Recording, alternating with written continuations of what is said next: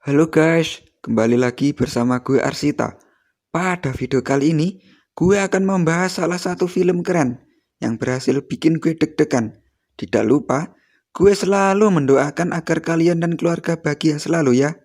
Di awal film, kita diperlihatkan sebuah mobil yang bersisikan 6 remaja mengalami pecah ban di tengah jalan. Mobil yang oleng dalam kecepatan tinggi membuat salah satu wanita mengalami benturan.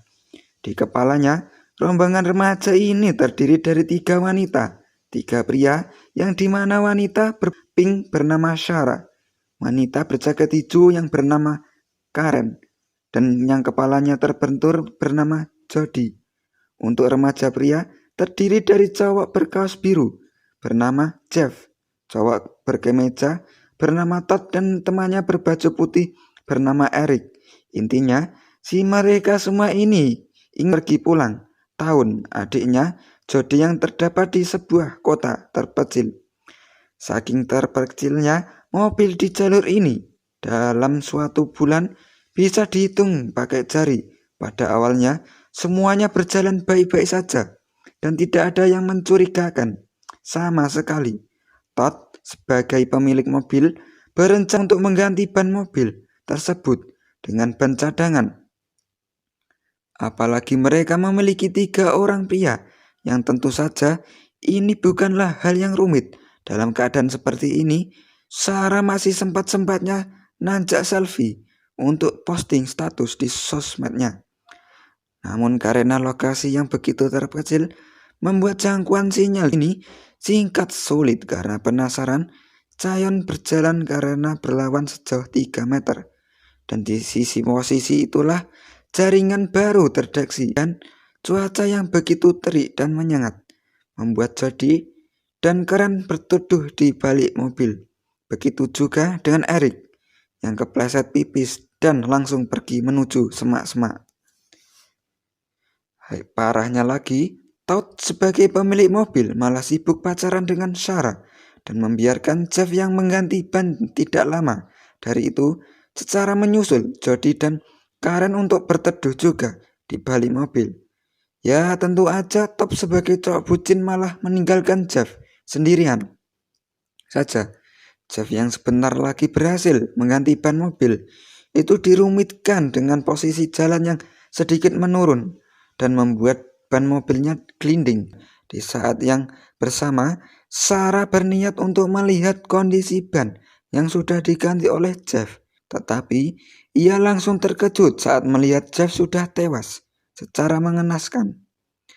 Saking terkejutnya, Sarah yang melihat hal itu cuma terdiam tanpa berkata sedikit pun.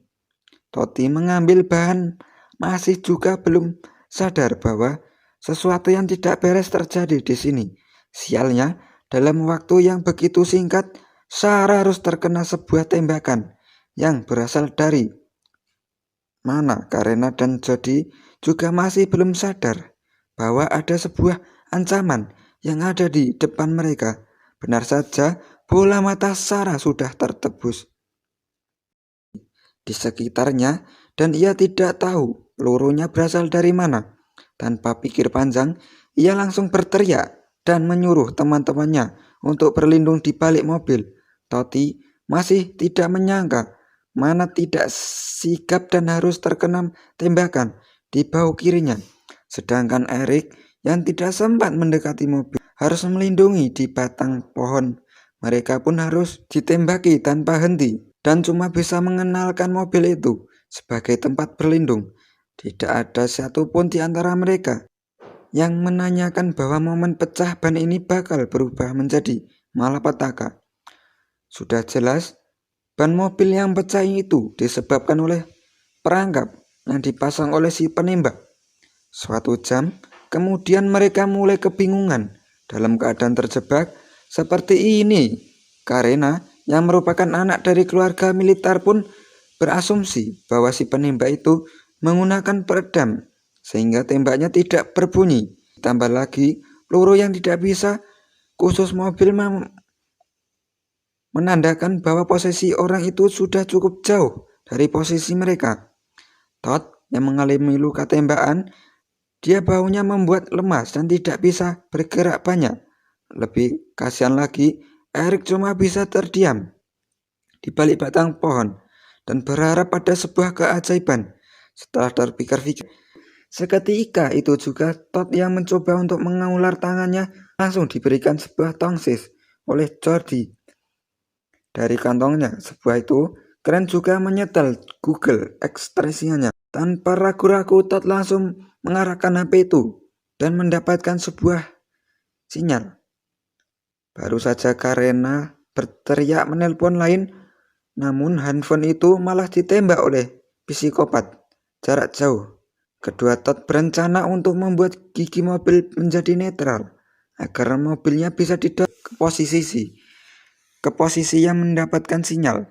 Mereka mengatur formasi yang dimana jadi standby di posisi dengan untuk merekam sumber tembakan, sedangkan karena berada di bodi belakang sambil memegang orang-orang palsu.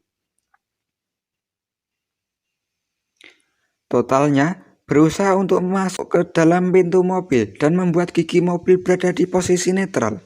Ketika itu juga orang-orang langsung ditembak dan Todd langsung ke dalam mobil sambil membaca dan menyantolkan kunci, tapi karena ditembak terus-menerus, ia menghindar terlebih dahulu dan tidak sempat menetralkan giginya. Kabar baiknya, Jordi berhasil merekam atau tembakan itu dan terlihat bahwa posisi penembak adalah di atas pohon terlihat jelas dan seseorang dengan sniper yang berada di pohon itu sambil menyamar. Maksud dari orang itu juga tidak jelas ingin mengapain, tapi juga jelas ia berada di pohon itu. Tentu aja dalam waktu yang begitu lama, lalu Todd masih belum menetralkan gigi mobilnya, mencoba untuk mencari alat pelindung. Kebetulan ia melihat tempat berkakas miliknya yang ada di balik mobil, dan saat itu juga Ian bernekat untuk mengambil kotak itu. Todd yang berhasil mendapatkan kotak berkakas langsung menjadikan tutup besi itu sebagai pelindung tangan. Di sisi lain, Erik cuma bisa pasrah dan tidak mengetahui rencana teman-temannya. Setelah itu, Todd yang sudah memasang pelindung di tangannya langsung menyuruh Karena dan Jody ambil posisi dalam waktu yang begitu singkat. Todd langsung masuk ke dalam mobil dan berhasil menetralkan gigi mobilnya. Namun, ia harus terkena sebuah tembakan di tangannya. Dan seketika itu juga mobilnya bergerak turun ke bawah. Karena dan Jody mau nggak mau berusaha sebisa mungkin untuk menahan mobil itu.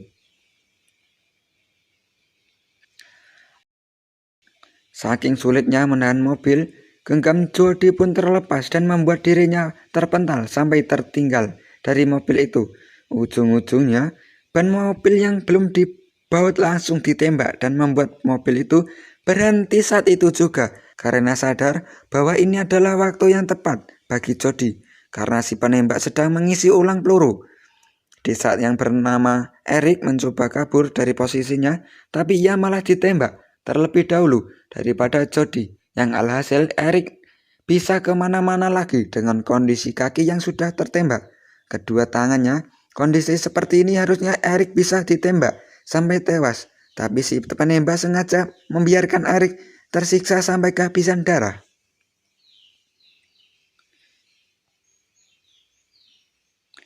Lalu Todd melihat jasad pacarnya sedang dimakan oleh burung gagak. Merasa tidak diterima, dengan polosnya ia nekat berjalan menghampiri Sarah yang udah tewas di tengah jalan. Setelah itu di tengah jalan, di sisi lain Erik juga sudah sekarat melihat seekor serigala menghampiri dirinya. Kalau kayak begini, samping pun pasrah karena serigala itu akan menyantap dirinya hidup-hidup. Sedangkan Todd yang menantang penembak itu secara tidak sengaja melihat sebuah mobil yang melintas dari kejauhan. Tentu saja ini merupakan kejadian langka dengan peluang yang begitu kecil. Tapi sialnya saat itu juga Todd mulai ditembaki dan membuat serigala itu tidak jadi memakan Erik. Yang udah jelas Todd harus tewas di tempat itu dan terkapar di sebuah jasad pacarnya.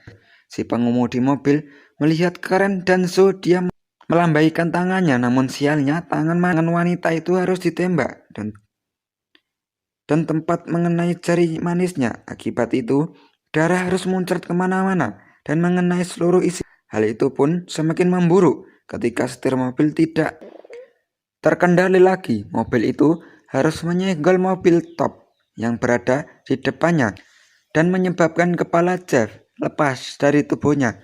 Wanita yang membawa mobil itu pun melalui bersadar. Walaupun dengan luka yang cukup parah, namun tidak lama dari itu, ia harus terkena beberapa tembakan dari si psikopat.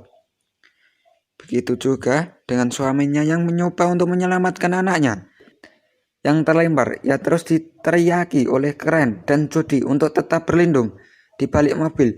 Di momen-momen kepepet kayak gini, Karen menyuruh bapak itu untuk menelpon lain. Kebetulan keberadaan bapak itu sudah berada di posisi yang mendapatkan gangguan sinyal. Si penembak yang tidak tahu lagi bapak itu ada di mana, mulai menembaki tangki mobil sampai bocor. Ujung-ujungnya mobil itu harus meledak dan tidak ada lagi tempat berlindung. Bagi si bapak, bisa kalian lihat sendiri secara perlahan, bapak itu harus tewas dengan tubuh yang terbakar. Sedangkan di anak kedua orang itu masih tersadar dengan penuh luka. Baru saja ia terbangun, psikopat dari jarak jauh malah langsung menembak kepala anak itu sampai pecah. Dari beberapa menit ini bukannya makin mendingan karena dan Jody malah harus menyaksikan kematian demi kematian. Yang salah, mereka cara menghindar dari psikopat jarak jauh. Kalau mobil bantuan saja tidak bisa melintasi jalan ini sampai pada akhirnya Karen memiliki ide yang dimana mereka berdua harus beraksi saat malam tiba karena mengingatkan bahwa pandangan si penembak akan menjadi lebih sulit ketika terdapat asap. Di malam hari, penembak misterius itu masih memantau lokasi dan tidak melewatkan momen sedikit pun.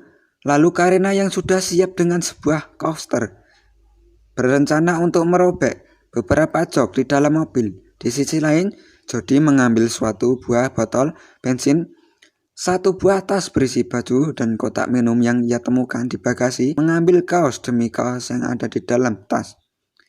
Itu untuk digunakan sebagai masker darurat. Tanpa berlama-lama, Jody menuangkan suatu botol bensin di dalam jok mobil dan Karina membakar koran dengan sebuah korek api. Pada akhirnya mobil itu pun mulai terbakar dan menimbulkan asap.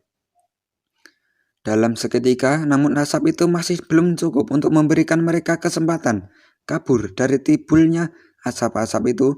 Psikopat dari jarak jauh mulai kesal karena jarak pandangnya dari sniper makin tidak terlihat jelas. Namun tiba-tiba melihat ada mobil polisi yang menghampiri lokasi mereka. Hal ini menandakan bahwa panggilan dan di telepon si bapak berhasil tersambung dan terlacak bahwa polisi itu juga bawa dua orang sniper yang siap mengintai kehadiran si penembak. Lalu polisi yang baru saja datang itu tersadar bahwa keadaan di lokasi ini tidak baik. Maka dari itu ia meminta bantuan tambahan kepada kepolisian negara untuk membantu. Namun lagi-lagi rahang mulutnya terkena tembakan dari orang misterius. Saat ini juga sialnya lagi polisi keempat dan membuat pandang mobilnya terinjak secara mendadak. Dari kecepatan itu karena langsung mengajak Jody untuk berlari, tapi Jody malah menolak dengan alasan masih belum berani.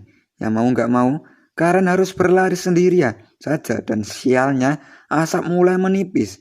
Di saat itu juga harus terkena sebuah tembakan dan tewas. Kini polisi yang jadinya berempat malah tersisa menjadi dua orang. Ketika itu juga Jody nekat untuk berlari menghampiri mobil polisi. Itu juga tidak jauh di momen ini terjadi sebuah adu tembak yang dimana Tris itu jelas lebih jago daripada si polisi. Kemudian Jody yang tak punya pilihan lain pun langsung menembak mobil polisi. Itu cukup ia berencana untuk menabrak satu-satunya pohon yang menjadi tempat berlindung bagi si penembak. Hebatnya, Jody berhasil melakukan hal tersebut dan membuat si penembak itu terjatuh dari atas pohon. Jody pun langsung terbangun dan berusaha mengambil senapan yang terjatuh. Sedangkan penembak itu harus berusaha memotong tali yang mengikat dirinya di atas pohon. Dari sini bisa kalian lihat sendiri sosok penembak misterius yang begitu niat orang ini benar-benar nggak ada kerjaan ya. Lagian dan sengaja berada di pohon itu untuk menunggu korban. Tapi yang jelas di sepanjang film ini nggak dikasih tahu dia ini siapa. Keadaan yang mendesak seperti ini membuat Jody ketakutan dan menjadi tergesa-gesa. Saat itu juga ia menembak pria itu berkali-kali sampai mampus. Di tempat itu masih tidak puas, jadi butuh satu tembakan lagi untuk menembak kepala pria misterius. Namun saat mengisi peluru, kok dari senjata itu malah nyangkut. Secara tiba-tiba, mau nggak mau, Jody memukul orang itu dengan ujung senapan. Sampai-sampai wajahnya hancur. Tidak karuan, lalu Jody melihat beberapa goresan yang ada. 8. Itu bisa dibilang garis ini menandai sudah beberapa banyak korban yang tewas ditembak di jalan ini. Sebagai salam perpisahan, Jody ingin memukul kepala pria itu satu kali lagi, tapi sialnya senapan itu malah terkokok dan menembak leher Jody tanpa ampun. Emang benar kalau boleh gue kasih saran, mending sisanya dipotong aja sambil si penembak juga udah tewas. Yang pada intinya sih kalau kalian pergi kemana-mana, cari tahu dulu aja jalan apa yang kalian lintasi. Oke deh guys, mungkin segini aja pembahasan dari film Don't Red. Sampai bertemu lagi di video-video lainnya. Gue Arsita, cabut dulu, dadah.